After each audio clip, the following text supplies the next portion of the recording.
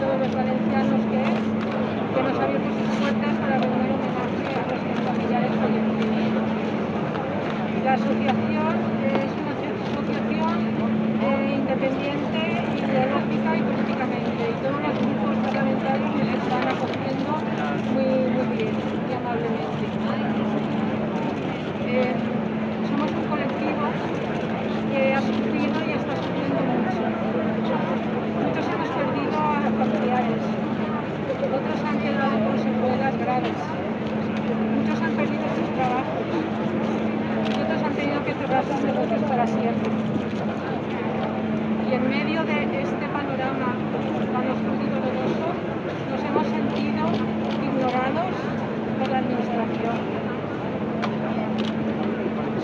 Y aún hemos tenido que soportar su lema de que salimos más fuertes. No nos merecemos esa multa. El presidente Sánchez y su esposa enfermó de coronavirus. Si hubiese muerto, hubiese tenido la desfachatez de gritar "Viva el 8M", que tenga la valentía de mirarnos a los ojos a las víctimas y que diga "Viva el 8M". Las víctimas lo que queremos es reconocimiento y justicia. Queremos reconocimiento de todo el número de víctimas fallecidas, sin maquillaje de las cifras. Que se reconozcan con nombre y apellido las 40.000, más de 40.000 víctimas. Queremos justicia. Que se reconozcan los errores cometidos, para que nunca más nadie vuelva a pasar lo que hemos pasado durante estos meses.